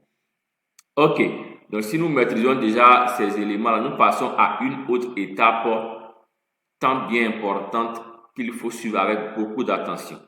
OK, l'étape prochaine, nous revenons là, on va la découvrir, c'est de réaliser, de générer le réseau hydrographique de ma zone d'étude. À ce niveau, il va falloir être attentif et très vigilant. Donc, je reviens dans mon projet de base. Nous devons générer le réseau hydrographique de ma zone d'étude. Donc, je vais activer ma zone d'étude. Je clique sur Layers ici, clic droit. Je fais activer. Pour rendre disponible ma zone d'étude, je vais dézoomer un peu. Dans cette zone d'étude-là, ce qui m'intéresse directement dans cette zone d'étude-là, ça sera directement on va décocher tout, forage, borne, limite, section, tout. On va garder Léon, on enlève tout ça. Je garde seulement cette zone d'étude-là. Donc, à partir de cette zone d'étude, comme il s'agit de réaliser une carte du réseau hydrographique, il va nous falloir télécharger la donnée correspondante à la zone d'étude pour pouvoir manipuler. Donc, à ce niveau, nous allons accéder à Internet et accéder à une plateforme où l'on peut télécharger des données pour pouvoir manipuler et réaliser le réseau hydrographique. Étant sur mon navigateur, j'ai différentes possibilités. Voilà, comme moi, j'ai déjà le site en favori.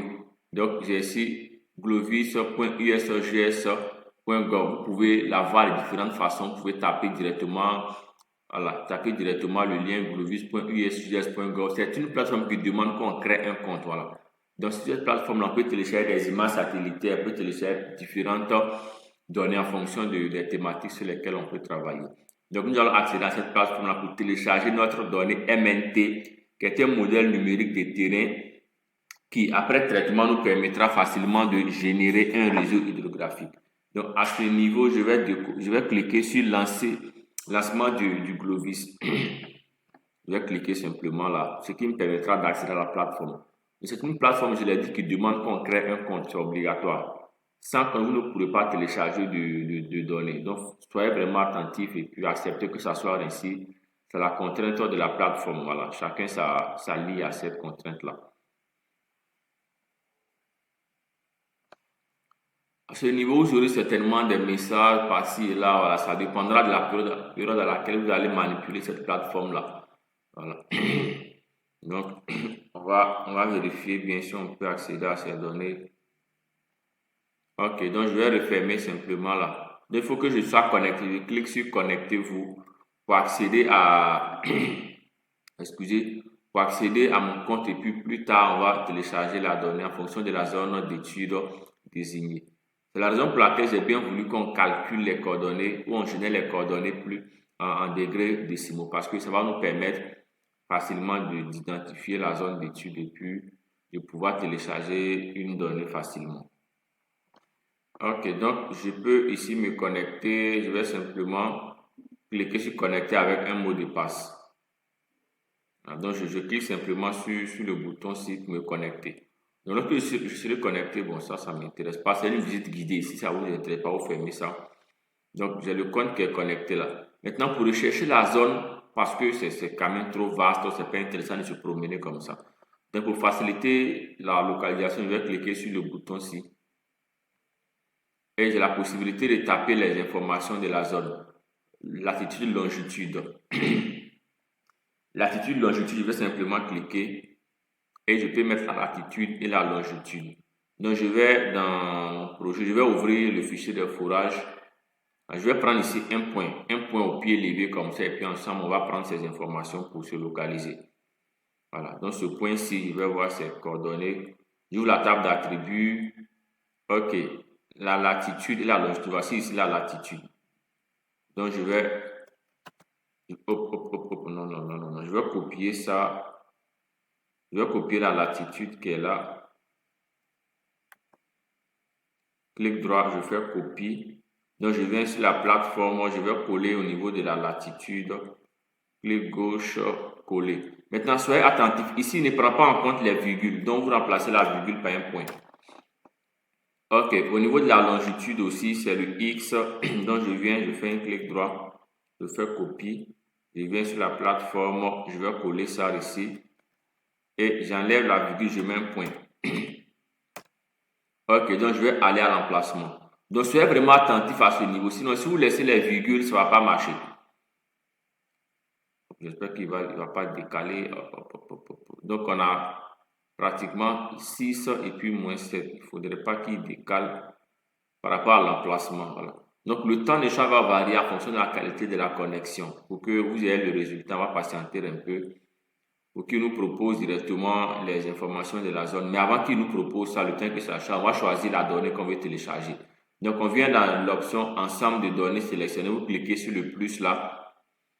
Et vous allez descendre un peu plus. Vous avez ici SRTM. Ici, vous cochez. Et vous allez simplement cliquer sur Add Selected Dataset. Vous cliquez là-dessus. Vous patientez. Il va en fonction de cette zone d'étude là. Il va zoomer sur la donnée pour que ça soit disponible au téléchargement. Donc, on patiente. On voit qu'il a retrouvé une donnée. Donc, cette donnée qu'il a retrouvée est déjà disponible. Voilà. Nous, on va pas attendre que ça charge parce que ça va faire trop long. On va télécharger la donnée directement. Pour la télécharger, vous avez ici à cliquer sur Download ici. En cliquant sur Download, vous avez ici le fichier à télécharger. Vous cliquez directement sur le bouton ici. Voilà. Vous cliquez là-dessus pour télécharger la donnée. On nous espère que c'est la bonne zone parce que parfois, puisque la zone qui définit est faite de façon automatique, donc parfois c'est pas intéressant. Donc on va revenir à notre dossier de téléchargement pour pouvoir télécharger ça, récupérer le fichier de téléchargement. Ok, le fichier de téléchargement, il est là. Il est là. Donc je vais faire un clic droit, je vais le décompresser, clic droit. Afficher toujours le décompresser juste là, extract, ok. Donc je fais une extraction rapide. Je vais actualiser tout ça pour ne pas aller chercher des fichiers trop loin. Donc j'actualise ici, bon, le dossier normalement il doit le mettre où?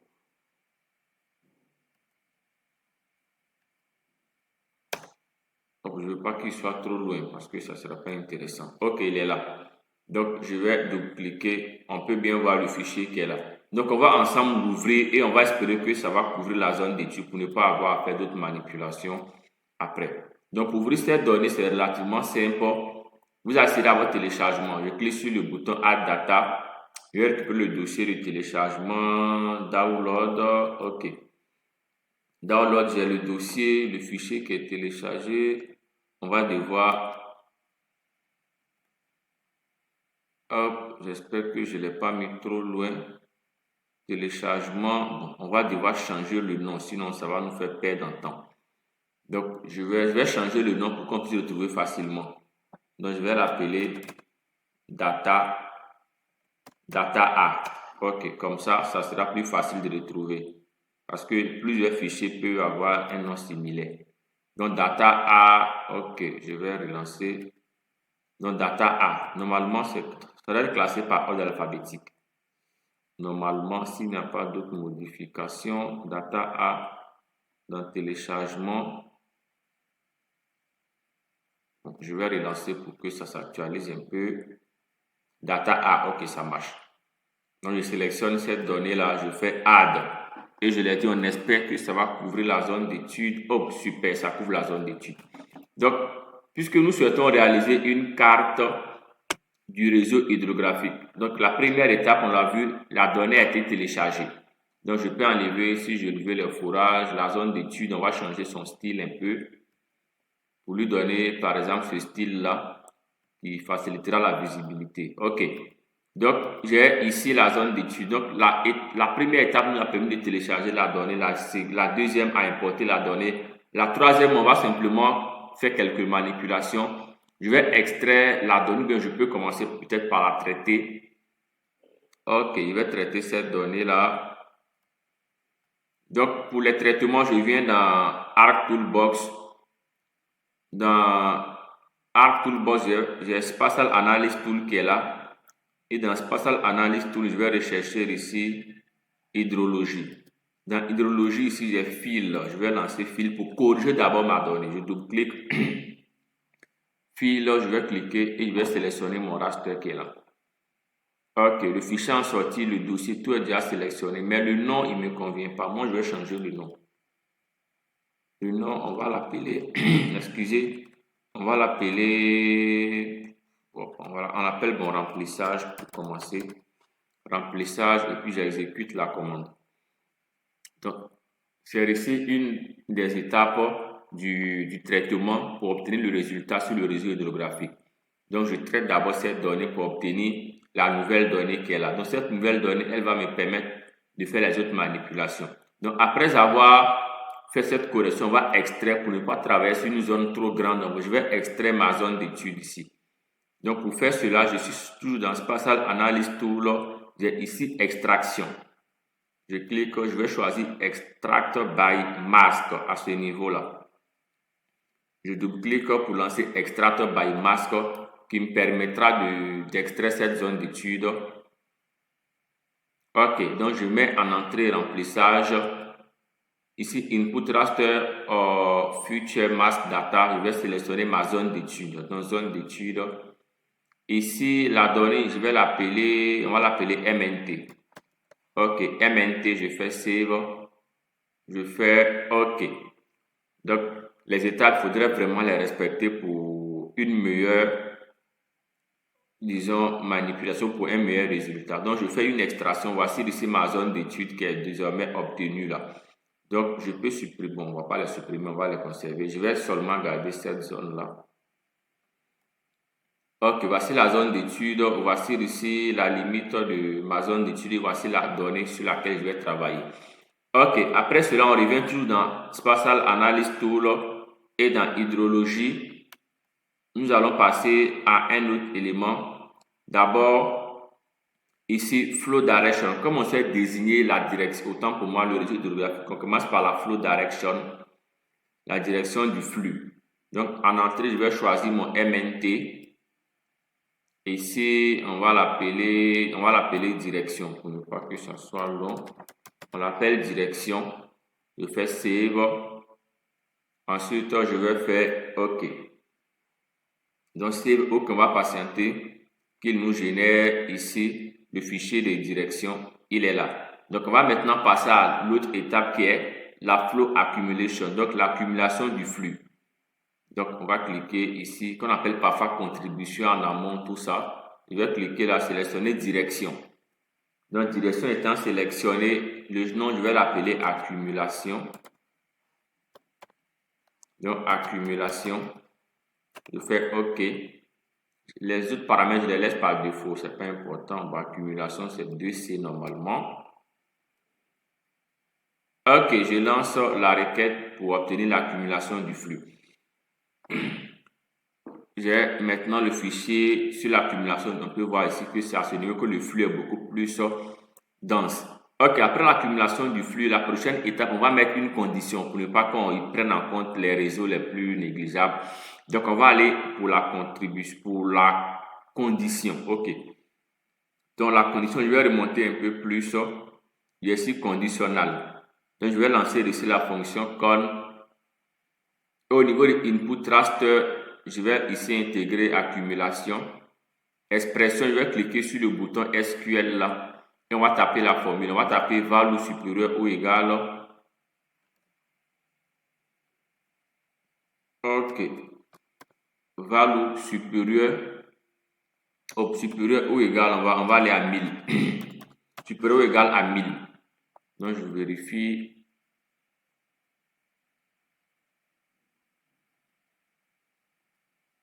OK. Value supérieure ou égale à 1000. Ici, on va intégrer input true raster. On va intégrer le raster de... c'est pas aussi important. On va lancer directement. On va taper le nom du fichier. On va taper condition. Condition. j'exécute. J'ai omis un élément. Ok, ici. Input true raster constant value. Ok, je l'avais omis. Je vais choisir le fichier de direction là. Ok, donc je vais lancer ma requête pour obtenir un conditionnement. Ok, j'ai le conditionnement qui est là avec le réseau qui est à ce niveau, avec pratiquement 1000 mètres comme condition, 1000 comme condition autant pour moi. Donc après, nous allons revenir ici à notre boîte à outils Spatial Analysis Tool, hydrologie. On s'intéresse maintenant à Stream Order. On va définir l'ordre du réseau. Donc input stream raster, j'intègre mon fichier de conditions que j'ai calculé. Input flow direction, j'intègre mon fichier de direction que j'ai généré. Et output raster, je vais changer le nom, je vais l'appeler ici ordre. Je fais save et la méthode, je vais laisser Astral. Je fais OK pour exécuter cette commande là. Donc on patiente un peu plus. OK, l'ordre est obtenu, donc on peut avoir ça ici. Le fichier d'ordre est là. Maintenant, nous allons lancer pour convertir ce fichier-là en un fichier vectoriel. Donc, on a stream to features à ce niveau-là. Je vais lancer stream to features et je peux générer à partir d'ici. Je vais mettre ordre, le fichier en entrée. Input flow direction, je vais intégrer le fichier de direction ici. Et le fichier en sortie, je vais l'appeler réseau hydro. Permettez que j'abrège. Réseau hydro. Je fais save. Ensuite, je fais OK. Pour obtenir le réseau hydrographique de cette zone-là. Donc, j'ai le fichier final qui sera obtenu, qui est là. Je vais décocher tout ça. Et on a le fichier final qui est là. OK, donc ce fichier final, il faut le mettre en forme. Donc, je vais faire un clic droit. Je fais ici Open Attribute Table pour voir le contenu. On peut bien voir le contenu qui est là. Ce qui nous intéresse, ce sont les grid codes. Donc, c'est à partir du grid code que nous allons mettre en forme le fichier. Donc, je fais un double clic sur mon fichier du réseau hydrographique pour pouvoir le mettre en forme. OK, donc je vais dans symbologie. Et dans symbologie, je vais choisir catégoriser. Donc, categorize à ce niveau-là. Et value field, je vais choisir ici grid code. Après cela, je vais décocher cette option-ci et je clique sur Add All Values. Et voici mes 3 niveaux du réseau. Les 3 niveaux, en fonction du niveau, on va faire varier la couleur et varier l'épaisseur. Bon, on va conserver la même couleur certainement et puis faire varier l'épaisseur. Donc, je vais ici le niveau 1, je double-clique. On va lui donner une couleur. Bon, ce bleu-ci, il va rester en 1 comme épaisseur. Le 2, je double-clique la même couleur cette fois-ci avec une épaisseur par exemple de 3. Et puis le niveau 3 qui est ici le niveau principal. Selon la zone d'étude, on va aller par exemple à 5. On va voir si c'est bien présentable. Dans le cas, on va devoir modifier. Ok, bon, je pense que là, c'est quand même acceptable. Donc, on a le réseau hydrographique qui est à ce niveau-là. Donc, ici, on peut changer, on peut mettre ordre d'écoulement. Voilà. Ordre d'écoulement. Oh, bon, j'ai abrégé quand même écoulement. Je vais écrire en toutes lettres. Ordre d'écoulement. Donc, voici ici notre réseau hydrographique qui vient d'être généré. On peut générer les bassins de la zone. Selon la zone d'étude, les bassins, on a ici l'option bassin. Donc, en cliquant sur bassin, je peux intégrer le fichier de direction ici et on va l'appeler par exemple bassin au pluriel. Il va obtenir un fichier raster normalement. Après qu'on peut convertir pour obtenir un fichier vectoriel et puis calculer la superficie du bassin et beaucoup d'autres manipulations que l'on peut faire. Donc voici les bassins de la zone d'étude. Mais ça nous intéresse réellement pas. Donc moi je ne vais pas conserver ça, je vais supprimer. Voici ici le réseau hydrographique de la zone d'étude. On peut à partir de ce réseau faire une mise en page cartographique pour présenter les différents éléments. On peut même, si on le souhaite, présenter tous nos éléments avec le réseau hydrographique. Voilà, on a les layons qui sont là, on a les points de fourrage qui sont là, pour voir réellement quel point de fourrage passe où et tout ça. On peut mettre les bornes, on peut mettre les sections, Tout ça pour faciliter l'interprétation, mais nous n'allons pas faire une mise en page globale, on va simplement laisser ça. Après avoir réalisé une carte sur le réseau hydrographique, nous passons à la prochaine étape. Ok, la prochaine étape, on va ensemble la découvrir. Ok, cette prochaine étape est la suivante, c'est de présenter les caractéristiques physiques de la zone. Donc, on va seulement prendre quelques caractéristiques physiques, qu'il s'agisse de la pente, de l'hypsométrie ou de la topographie. Donc, voici trois éléments que l'on peut présenter. Intéressons-nous d'abord à la pente. Donc, on revient dans notre projet. Je vais seulement laisser la donnée MNT et puis la donnée MNT et puis ma zone d'étude. Ce sont les deux données qui m'intéressent. Donc, je vais réaliser une carte de pente à partir de cette nouvelle donnée MNT. Ce que j'ai à faire, j'accède à notre outil Spatial Analysis Tool et je vais descendre un peu. J'ai ici surface, donc je vais dérouler surface et j'ai dans surface, j'ai l'option slope à ce niveau-là. Donc, je double-clique pour lancer slope. Lorsque slope est ouvert, on a input raster. Donc, je vais intégrer mon raster qui est le MNT qui est là. Et ici, on va l'appeler pente. Bon, on va d'abord calculer la pente en degrés si on le veut. Donc, pente D, pour dire pente en degrés, je fais save. Ici, comme c'est en degrés, vous voyez que l'unité, on l'a choisi en degrés par défaut. Voilà. Après, on pourra calculer en pourcentage si on le veut. Donc, je vais cliquer sur OK pour générer une carte des pentes en degrés. Donc, c'est la même méthode pour générer en pourcentage, simplement un petit élément à modifier. Donc, voici ici la pente en degrés. Les valeurs évoluent entre pratiquement 0 degré à 25 degrés. Donc, les zones où la pente est très forte sont les zones-ci, avec pratiquement une pente comprise entre 18 et 25 degrés. Donc, on peut reclassifier ces données-là si cela nous convient. Donc, on a différentes options ou différentes méthodes de reclassification. Vous pouvez soit faire un clic droit sur la donnée, vous faites propriété, et puis dans les options de propriété, vous avez la possibilité de reparamétrer. Hop, symbologie, on va ici la 9 classes. On va aller par exemple à, peut-être, c'est pas, on va conserver 3 classes, une pente moyenne, une pente faible et puis une pente forte. Donc ça dépendra, on peut paramétrer tout ça. Lorsque je vais faire appliquer, on peut avoir ce rendu là. Donc à vous de voir la méthode de classification qui vous convient, 3 ou 5 classes, ça dépendra. Bon, on a l'option ISHAD ici qu'on peut appliquer, mais là, c'est pas aussi pratique pour ce cas-là, mais on va vérifier. Donc, on peut aussi appliquer, si on le veut, des couleurs adaptées. Voilà. À ce niveau, on a des variantes de couleurs qui sont là. Si on souhaite aussi, on peut faire le choix de la couleur qui nous convient parce qu'on a plusieurs couleurs. Mais les couleurs doivent être vraiment adaptées à la logique. On a un autre élément, vous faites un clic droit sur la palette de couleurs ici et vous allez ici cliquer sur Graphic View. Voilà, comme ça, il va vous donner le graphique, il va vous donner le nom des couleurs. Donc, on a Slope ici, Slope qui a trait à la couleur de la pente, donc ça marche. On peut avoir d'autres noms en fonction.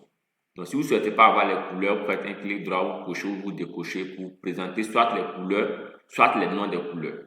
Ok, voici ici une carte des pentes en degrés. On va générer la même carte ici en pourcentage aussi. Donc, je vais intégrer par exemple la même donnée en pourcentage avec l'option, on a la pente là, ok. Donc, je vais mettre pente, cette fois-ci, je vais mettre P.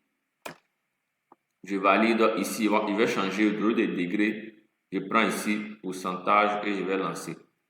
Donc, je vais obtenir pratiquement un résultat similaire, juste que l'unité, puisque l'unité varie, là, les valeurs vont s'adapter en fonction. Vous voyez bien, avec le pourcentage, le rendu est le même. On peut, si on le souhaite, classer en 3 classes aussi, comme le premier cas. C'est aussi possible. Donc, ce sont des manipulations qui sont vraiment très basiques. On a le rendu là. Donc, c'est le même rendu avec pour différence près, avec pour différence particulière, la valeur qu'il nous propose. Ok, donc la pente ici étant générée, l'on peut passer à une autre étape. Ici, on parle d'hypsométrie. On va s'intéresser à cette hypsométrie-là. Pour cette hypsométrie, je vais m'intéresser directement à mon MNT. Dans mon MNT, je vais simplement copier ça. copier et puis hop, je vais coller ça. Donc clic droit, je vais coller, paste, ok. Pour ne pas modifier directement sur MNT là, voilà, je ne vais pas le modifier, j'enlève les pentes. Ok, pour l'hypsométrie, j'ai le MNT copié, à quel niveau? Le premier, il est là, ok, je vais le conserver, voilà. Donc celui-ci, on a différentes méthodes. On peut aller directement par une classification ou bien on peut simplement double-cliquer sur le fichier MNT tel que je viens de le faire et on va simplement modifier quelques éléments. On va ici revenir dans l'option Classify à ce niveau-là. Dans l'option Classify, je vais laisser 5 classes et la couleur, je vais l'adapter. On va adapter la couleur, on va avoir une couleur qui est plus adaptée à cette réalité-là. Cette couleur-ci, ok. Donc, plus l'altitude est importante, plus la couleur foncée. Donc, avec pratiquement entre 300 et 400 mètres, on est en rouge et puis entre 200 et 250, on est en bleu.